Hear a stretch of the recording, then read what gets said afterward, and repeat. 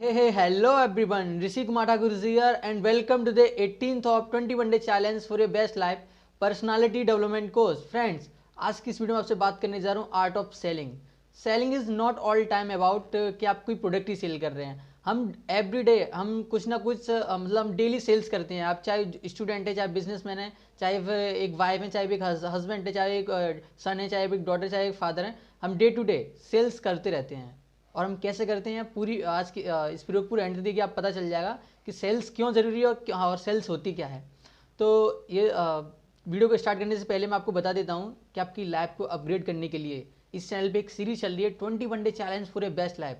सिर्फ आपको बता रहा हूँ, ठीक है. अगर आपको पता चल गया है ना, तो लाउड के चैनल को सब्सक्राइब कर लीजिए और बेल आइकन पर भी प्रेस कर दीजिए, जिससे कि आगे के आने वाली वीडियो कोई भी आपसे मिस ना हो. तो जल्दी से कर दीजिए. चलिए स्टार्ट करते हैं.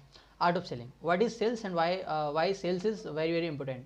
देखो, सेल्स का मतलब क्या होता है. देखो, कुछ ऐसा जो आपको मुझसे चाहिए और कुछ ऐसा जो आपको मुझे आपसे चाहिए. तो अगर हम दोनों कोई ट्रांजैक्शन कंप्लीट कर लेते हैं, अगर ये ट्रांजैक्शन कंप्लीट हो जाता है, डेट इज सेल्स. अब इसका मतलब क्या हुआ. अगर सेल्स की डेफिनेशन ये है तो हम डेली सेल्स करते हैं कि नहीं करते हैं.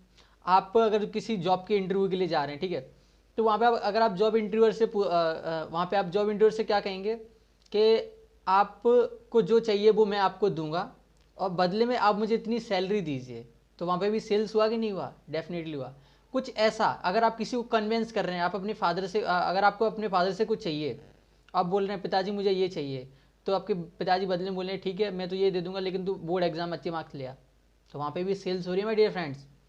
कोई लड़का अगर किसी लड़की को प्रपोज करता है, ठीक है, तो वहाँ पे भी सेल्स हो रहा है. वहाँ पे वो बोलेगा कि मुझे तुमसे ये चाहिए और लड़की बोलेगी मुझे आपसे ये चाहिए.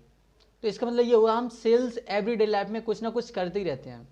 तो sales is all about how to convince to anyone. हम किसी को कन्विंस कैसे करेंगे, डेट इज सेल्स. ठीक है. तो सेल्स टॉपिक अगर आप समझ ही गए होंगे कितना कितना इंपॉर्टेंट है. ठीक है. तो don't sell if you want bye. अगर आप अच्छे से इस चीज़ को समझ लीजिए कि don't sell if you want bye. कोई भी चीज़ अगर आप बेचना चाह रहे हैं, चाहे कोई अगर आप किसी बिजनेस में हैं, ठीक है, आपका कोई बिजनेस है, अगर आपका डायरेक्ट सेलिंग में, अगर आप नेटवर्क मार्केटिंग में, तो कोई ऐसा प्रोडक्ट, ठीक है, जो आप खुद नहीं खरीदना चाहेंगे उसे आप बेचिए मत. Don't sell if you want bye. आप उस प्रोडक्ट को कभी सेल मत करिए जो आप खुद खरीदना नहीं चाहेंगे. ये सेल्स का एक बहुत ज़्यादा इंपॉर्टेंट पार्ट है my dear friends. Sell your self. Sales को करने से पहले, ठीक है, अगर आप कोई ट्रांजैक्शन कंप्लीट करना चाह रहे हैं, सेल्स कर रहे हैं, तो सेल्स कंप्लीट करने से पहले आपको खुद को बेचना पड़ता है. Cell your self. Cell your self in the sense, मेरा मतलब ये नहीं कि आप खुद को बेच दीजिए लोगों को. खुद को बेचना मीन्स आपको सेल्स की वो सारी जो एक क्वालिटीज़ होती हैं एक सेल्समैन के अंदर, वो सारी क्वालिटी अपने अंदर लानी पड़ेंगी.